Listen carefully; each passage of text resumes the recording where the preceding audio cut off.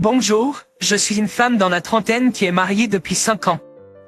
Je suis en train d'écrire cette histoire parce que je voulais vous parler de ma relation avec la grand-mère de mon mari. Quand mon mari a décidé de m'épouser, il m'a présenté à sa grand-mère avant même ses parents parce qu'il était si proche d'elle. Mon mari était un enfant solitaire et a grandi avec peu d'affection de ses parents. C'est sa grand-mère qui s'est occupée de lui. Je me souviens toujours aussi clairement comment elle m'a tenu la main chaleureusement, me demandant de prendre soin de son petit-fils. Après notre mariage, j'ai essayé de visiter la grand-mère de mon mari avec mon mari le plus souvent possible pour qu'elle ne se sente pas seule. Je pense que nous l'avons visitée plus que mes beaux-parents. Elle m'aimait bien. Elle préparait toujours ma nourriture préférée, même à son âge. Elle était une cuisinière exceptionnelle et travaillait dur pour cuisiner de la nourriture supplémentaire pour que je puisse l'emporter à la maison. Grand-mère, merci beaucoup. La nourriture est délicieuse, mais je m'inquiète parce que ça va être dur pour toi. Si tu tombes malade à cause de nous, nous nous sentirions terribles. Tu n'as pas besoin de travailler aussi dur chaque fois que nous venons. Ce n'est pas du tout un problème. Je cuisine depuis toute ma vie, donc ce n'est rien. Je suis la plus heureuse quand tu manges ma nourriture. Ne t'inquiète pas pour moi, mais merci pour ta préoccupation. Elle avait vraiment l'air heureuse chaque fois que nous mangions sa nourriture. J'aimais lui rendre visite à cause de mon mari, mais je me sentais aussi plus proche d'elle que de mes beaux-parents. Elle me faisait penser à ma propre grand-mère qui est décédée quand j'étais jeune. J'étais plus compatible avec elle qu'avec mes propres beaux-parents. C'était toujours agréable de lui rendre visite. Mes beaux-parents ne semblaient pas très proches d'elle, et c'était la même chose pour le reste de sa famille. Je l'ai appris plus tard, ma grand-mère s'est remariée avec mon grand-père maternel quand mon père était au collège. Mon père et ses sœurs et frères cadets détestaient vraiment leur belle-mère. Comme ils traversaient l'adolescence, je pouvais les comprendre.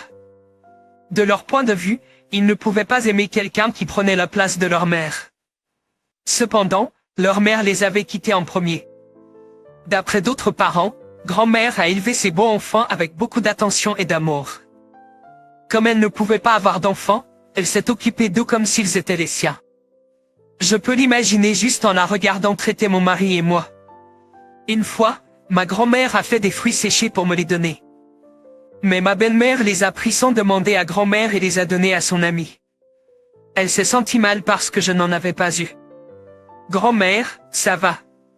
C'est comme si je les avais mangés. Ce qui compte, c'est la pensée. Je suis très reconnaissant. Mon mari a également dit, c'est vrai, grand-mère. Cela compte plus que vous ayez pensé à nous en les préparant. Cependant, elle a remonté ses manches et est retournée dans la cuisine pour les préparer à nouveau. Donc, mon mari et moi avons essayé de l'aider et d'apprendre à les préparer. C'était tellement amusant. Qui ? Ma grand-mère a demandé, est-ce que ta belle-mère ne te dit pas d'avoir un enfant? Si elle le fait, ne te sens pas mal. Nous, les gens qui vieillissons, ne comprenons pas les jeunes. Pouvoir concevoir est une grâce de Dieu, alors nous devons la célébrer. Pendant qu'elle me le disait chaleureusement, sa belle-fille et son beau-fils sont arrivés. Ensuite, sa belle-fille a juste crié à sa belle-mère de sortir dans le salon. Nous avons tous été surpris et sommes allés dans leur salon. Elle a dit, vous devez vous amuser à jouer à la maison avec ces enfants. Elle a dit, vous avez toujours prétendu être fauché toute votre vie, mais d'où venez-vous pour mettre la moitié de l'argent pour le mariage de votre petit-fils? Elle a dit, dis-moi combien tu mettras pour le mariage de mon fils. C'est ce que j'ai économisé grâce à mes efforts, alors pourquoi ai-je besoin de votre permission? J'ai élevé jusqu'à ce que vous soyez en âge de vous marier, alors mes responsabilités envers vous sont terminées. Si vous étiez capable de vivre décemment après être entré dans notre famille, vous devriez en faire plus grâce à votre reconnaissance. Comment pouvez-vous maintenant dire que c'est de l'argent que vous avez gagné ou non? Réfléchissez bien d'où vous venez. Vous n'êtes pas non plus gêné de vous comporter de cette manière devant ma femme? Vous allez vous comporter de cette manière pour de l'argent? Je suis trop gêné. Je suis jeune, mais je sais que vous et l'oncle avez pris beaucoup d'argent à grand-mère. Jusqu'à quand allez-vous continuer comme ça? Il a montré sa colère, puis les deux ont crié sur lui, disant qu'il était capricieux à cause de grand-mère et n'avait pas de manière. Ce n'était pas à moi d'intervenir, alors je me suis tu. James et Jenny me rendent souvent visite, ils sont respectueux. Puis elle a fait irruption dans sa chambre. Je me suis senti triste parce qu'elle avait l'air très blessée. Grand-mère avait autrefois un petit stand de soupe chaude au marché avant de rencontrer le grand-père de mon mari. Il était un habitué et lui a demandé de vivre avec lui. Il a dit que son épouse l'avait quitté et ne lui avait pas parlé depuis longtemps, donc ce n'était pas exactement grand-père qui avait fait quoi que ce soit de mal, mais l'épousé avait blessé ses enfants, y compris le père de mon mari. À l'époque, ils étaient tous jeunes, donc c'était compréhensible. Mais je ne pouvais pas tolérer leur mauvais traitement envers elle, même quand ils étaient plus que majeurs. De plus, lors de notre visite chez grand-mère plus tard, la tante de mon mari est revenue et a de nouveau fait des reproches à sa belle-mère. Mac est tellement occupé. Il écrit sa thèse pour l'école supérieure de son mari. Ce n'est pas comme James qui reçoit un chèque de paie tous les 2 semaines. Alors, quand Mac sortira diplômé, il viendra souvent vous voir. Ce n'est pas juste que vous le traitiez différemment alors qu'il est aussi votre petit-fils. S'il vous plaît, donnez-nous l'argent pour les frais de mariage. J'ai été sans voix devant sa demande directe d'argent à sa belle-mère. Il a pris l'argent pour son mariage. Je ne serai plus une idiote qui continue à vous donner de l'argent juste parce que vous le demandez. Donc, ne venez plus ici pour vos problèmes d'argent. Cela ne fonctionnera plus. Elle avait l'air sérieuse. Cependant, le problème n'a pas arrêté là. Sa belle-fille a appelé mon beau-père et a crié en disant que leur maratresse ne faisait que prêter attention au mariage de mon mari et les deux se sont disputés. J'ai entendu dire que mon beau-père et sa sœur sont allés chez grand-mère et ont fait une grosse scène. Grand-mère est devenue craintive et a appelé mon mari, et il a pu entendre son père dire « Pourquoi Mac prend-il de l'argent pour son mariage 2 fois ?» Ensuite, c'est juste qu'il a droit à plus d'argent aussi. Mère, tu ferais mieux de ne pas lui donner plus d'argent, quoi qu'elle fasse. Ou je viendrai aussi et exigerai plus d'argent pour James. Mon mari a pu entendre la voix forte de son père. Donc, nous nous sommes précipités chez grand-mère. Mon beau-père et sa sœur n'étaient plus là, mais la maison était en désordre avec toutes sortes d'objets cassés par terre. Grand-mère était juste assise là, regardant dans le vide. Je nettoyais dans la chambre de grand-mère où des cadres photos et des vases à fleurs étaient cassés. Ensuite, j'ai vu les lettres d'approbation de l'admission au collège de mon beau-père, de sa sœur et de son frère dans le tiroir ouvert. Grand-mère les a sortis et les a caressés affectueusement. Je ne voulais pas que les gens parlent mal des enfants en disant qu'ils avaient été mal élevés par leur maratresse. Alors, j'ai essayé de trouver des tuteurs pour qu'ils puissent tous être admis dans une bonne université. Chaque fois que je recevais leur lettre d'admission, je me sentais si heureuse que je pouvais sentir l'amour qu'elle avait pour eux dans sa voix tremblante. J'étais triste de ne pas avoir de pouvoir pour la soutenir. Depuis ce jour-là, elle a commencé à tomber malade et sa maladie est devenue si grave qu'elle ne pouvait plus bouger. Quand la situation a empiré, tout le monde s'est réuni à la maison de mon beau-père, y compris sa sœur et son frère, pour discuter de qui s'occuperait de grand-mère. Moi, ma belle-mère a dit, je ne peux plus le faire. Chérie, tu m'as aussi dit. C'est ta belle-mère qui n'a utilisé que ton père. Donc, si tu me dis de m'occuper d'elle parce qu'elle est malade, je ne le supporterai pas. Je l'ai fait tout ce temps, même quand je n'ai rien reçu en retour. Mais juste parce que tu es le fils aîné, je ne peux plus assumer de responsabilité. Ma belle-sœur de mon beau-père a dit, tu ne peux pas dire ça. Notre belle-mère a aidé à payer pour cette maison. Est-ce tout? Elle t'a donné plus d'argent pour le mariage de James que pour celui de Mac. Donc, cette somme seule est si grande, alors comment peux-tu dire que tu n'as pas été rémunéré? Donc, tu devrais être celui qui prend soin de notre belle-mère. Le frère de mon beau-père a également pris le parti de sa sœur en disant, c'est vrai. La belle-mère a donné plus d'argent à vous en tant qu'aîné de la famille par rapport à nous. Maintenant que nous parlons, je n'ai rien reçu d'elle, alors pourquoi suis-je au milieu de cette discussion? Puis mon beau-père a répliqué, hey, quand tu as échoué dans ton entreprise de restaurant, d'où as-tu obtenu tout cet argent? Ne faites pas comme si vous n'aviez rien reçu quand vous avez reçu tout l'argent que vous avez demandé. Et vous vous trompez tous. Je n'ai pas reçu plus parce que j'étais l'aîné, mais parce que j'étais l'aîné qui s'est occupé de toutes les affaires familiales, alors elle l'a donné avec ses dépenses. Vous ne devriez pas faire ce calcul de cette façon. Il est devenu en colère contre eux. Pendant qu'ils se disputaient, j'ai crié sans m'en rendre compte. Arrêtez. Ensuite, nous nous occuperons de grand-mère. Ce sera mieux car vous vous battez tous comme ça. Je ne sais toujours pas d'où je tire ce courage. Ma belle-mère a glossé en me regardant méchamment. Ma belle-mère n'a qu'à aller dans une maison de retraite, pourquoi vous interférez? Il semble que je ne sois pas votre belle-mère, mais c'est elle qui est votre belle-mère. M'avez-vous déjà aidé? Vous êtes quelque chose comme ça avec le temps. Voulez-vous que je sois une belle fille méchante?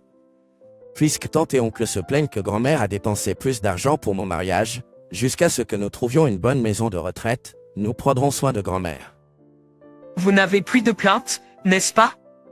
Je suis gêné de voir Jenny de la façon dont vous parlez devant elle. Vous êtes mes parents et mes tantes et oncles, mais je veux que vous arrêtiez tous. L'affaire a été classée. Le lendemain, mon mari et moi sommes allés chercher grand-mère, mais elle faisait ses valises même si elle était malade et a dit qu'elle allait rester avec son amie à la campagne. Grand-mère, s'il te plaît, ne pars pas et viens rester avec nous. Si tu vas à la campagne, il n'y aura pas d'hôpitaux décents. Que se passerait-il si vous deviez tout à coup vous rendre à l'hôpital au milieu de la nuit? Je me sentirais plus à l'aise si j'y allais et que je restais là-bas. Elle n'a pas voulu bouger. Au lieu de cela, elle a accepté de passer la nuit avec nous et d'aller chez un ami le lendemain. Je suis allé faire des courses pour acheter la nourriture préférée de ma grand-mère, et mon mari est allé acheter des vêtements pour elle. C'est ainsi qu'elle est allée à la campagne, et nous la voyons une fois par semaine pour voir comment elle allait. Nous nous sommes sentis soulagés de la voir à l'aise vivre avec son ami, et sa santé semblait s'améliorer. Quelques mois plus tard, mon beau-père nous a demandé où était sa belle-mère. Il a dit qu'il était désolé pour la façon dont il s'était comporté avant son départ, alors je pensais qu'il était différent parce qu'il était l'aîné de la famille et je lui ai dit son adresse. Il semble qu'il et sa femme sont allés la voir tout de suite. Je me suis senti soulagé que grand-mère serait enfin traitée correctement par son fils aîné et sa belle-fille. Cependant, j'ai découvert plus tard que grand-mère avait laissé des économies à son mari décédé. Cela devait être une somme importante, et d'une manière ou d'une autre, mes beaux-parents l'ont découverte et cherchaient grand-mère pour cela. Lorsque mon mari et moi sommes descendus là-bas, ma belle-mère était là. « Mère, rentrons à la maison maintenant », a-t-elle dit. « Que se passerait-il si vous restez ici plus longtemps et quelque chose de mal vous arrive? Nous ne pourrons pas recevoir d'appel, et vous mourrez ici toute seule. » Elle essayait de persuader grand-mère. Cependant, elle a dit, « Je vais bien ici. » Le directeur du centre pour personnes âgées et les autres personnes âgées me vérifient quotidiennement, et j'ai mon ami ici avec moi. Donc, qu'y a-t-il à craindre? Elle a refusé d'y aller avec elle. Ensuite, sa belle-fille et son beau-fils ont également découvert l'argent, et il y a eu une autre grosse bagarre parmi mes beaux-parents. Je ne voulais pas être au milieu de la bagarre, alors j'ai essayé de ne pas aller chez mes beaux-parents aussi souvent que possible. Mais ils sont venus chez nous et ont fait une scène, alors j'ai dû appeler la police pour les calmer. Ils sont venus en parrain chez nous et m'ont demandé de persuader grand-mère de leur donner l'argent. Comment puis-je lui dire ça? J'ai essayé d'éluder. Puis, un jour, nous avons reçu l'appel qu'elle s'était effondrée. C'était une bronchite aiguë. Les personnes âgées tombent souvent malades à cause de la bronchite aiguë, alors mon mari et moi avons prié pour qu'elle se remette de cela. Bientôt, les parents de mon mari, ainsi que sa tante et son oncle, sont venus à l'hôpital. Sa tante m'a critiqué dès qu'elle m'a vu, en disant « Qu'est-ce que tu as fait pour qu'elle devienne inconsciente comme ça? Tu t'es prise pour Dieu en la prenant en charge, mais tu ne pouvais même pas t'occuper correctement d'une simple vieille dame? Si quelque chose lui arrive, ce sera de ta faute. » Elle ne m'a pas seulement attaqué, mais d'autres membres aussi m'ont dévisagé mécontent. J'étais sans voix et ne faisais que pleurer de leur injustice quand mon mari a crié sur eux, en disant « Qu'est-ce que tu as dit? C'était tout vous qui ne vouliez pas vous en occuper et qui avez essayé de l'envoyer dans une maison de retraite quelconque. Et comment osez-vous maintenant blâmer Jenny? Si vous continuez ainsi, je vais rompre tous mes liens avec vous tous. Maman et papa, vous êtes les mêmes. Je ne vous reverrai plus jamais. » Puis le médecin de la réanimation est sorti en disant que grand-mère s'était réveillée. Notre grand-mère a serré nos mains fortement et a dit « Si vous regardez dans mon placard, vous trouverez une petite boîte en bois de bijoux là-bas. Assurez-vous de donner cette boîte à Jenny. Elle l'a dit très doucement. 2 jours plus tard, elle est décédée. Mon mari et moi nous sommes tenus l'un à l'autre et avons pleuré longtemps. Je voulais que les funérailles se déroulent paisiblement, mais mes beaux-parents ne l'ont pas fait. Ils se disputaient sur la façon de diviser l'argent laissé par leur belle-mère. Quand mon mari était absent, ils se sont même battus, ce que je ne pouvais pas supporter. J'ai dit, s'il vous plaît, arrêtez. N'avez-vous pas honte de vous comporter ainsi devant des étrangers? Qu'est-ce que l'argent pour que vous agissiez ainsi, même devant un aîné qui est décédé? Vous avez tous vécu confortablement grâce à elle. Je ne peux tout simplement pas comprendre pourquoi vous vous comportez ainsi le dernier jour de votre belle-mère dans ce monde. Puis, ma belle-mère m'a critiqué. Comment oses-tu nous enseigner? Elle a dit. Que sais-tu? Tu es vraiment quelque chose. Puis, mon beau-père a également participé. Tu es très impoli, sans aucune manière. Il a dit. Juste parce que ta belle-mère t'a gâté, tu penses que tu es devenu quelqu'un? Si tu continues à te comporter comme ça, tu ne seras plus marié à mon fils. A-t-il ajouté. Qu'est-ce que tu dis, père? Et répondu, surprise par ce qu'il venait de dire. J'étais tellement abasourdi par ce qu'il venait de dire. Je me suis dit à moi-même. Puis, un homme en costume noir et cravate est venu vers moi et m'a remis un document. Décédée Suzanne Schwartz vous alléguez ceci. Jenny Woods Short.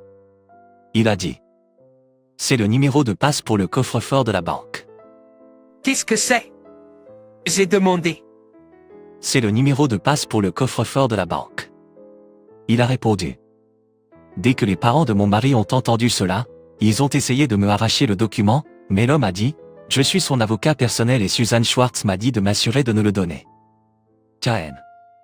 Sa petite fille Jenny Wood Schwartz. Il m'a ensuite remis le testament ainsi. Voici le testament. Il a ajouté. Ensuite, mon mari est rentré après avoir conduit quelques invités qui partaient, et l'avocat est parti. Mais les parents de mon mari ont dit qu'ils voulaient vérifier ce qu'il y avait dans le coffre-fort et ont insisté pour que j'aille à la banque. D'accord, mais après que le enterrement soit terminé, ai-je répondu. L'enterrement est demain, alors ne pouvez-vous même pas attendre jusqu'à là? J'ai demandé. Quand je l'ai dit, les parents de mon mari ont eu l'air anxieux mais n'ont rien pu dire depuis un mois. Après l'enterrement, aussitôt que nous sommes sortis de l'accueil, mes beaux-parents ont insisté pour que mon mari et moi allions directement à la banque. Hélas, nous sommes allés à la banque et avons ouvert le coffre-fort. À l'intérieur, il y avait une petite tirelire en bois en forme de tortue. Mes parents ont eu l'air très déçus. Ma belle-mère a attrapé la tirelire et l'a presque lancée sur moi, en disant « Elle veut que tu vives diligemment, économisant de l'argent, alors assure-toi de suivre ses paroles. » Elle a ri et est partie de la banque avec son mari. Mon mari. En fin de compte, mes beaux-parents ont eu une grosse dispute d'argent et ont même engagé une procédure judiciaire, mais mon mari et moi n'avons pas pris parti pour l'un ou l'autre. Quand nous sommes rentrés à la maison, mon mari et moi étions épuisés par l'enterrement et nous nous sommes assis, ne pensant à rien sur le canapé. J'ai montré le testament à mon mari, et nous l'avons lu ensemble. Quand j'ai secoué la tirelire, j'ai entendu un petit bruit de quelque chose à l'intérieur. J'étais curieuse. Au début, je pensais qu'il y avait une pièce de monnaie. Quand je l'ai ouvert, il y avait une clé avec un billet plié plusieurs fois. Dans la note, grand-mère avait griffonné en lettres inégales qu'elle était très reconnaissante envers moi et a dit que c'était la clé au boîtier à bijoux. C'était ce boîtier à bijoux en bois qu'elle voulait me donner. Comme je n'avais pas de clé pour cela, il était resté fermé. Comme le boîtier était si joli, je l'ai considéré comme un cadeau précieux de grand-mère, alors je l'ai exposé sur notre commode de chambre. Quand j'ai ouvert le boîtier à bijoux, nous avons été très surpris de ce qu'il y avait dedans.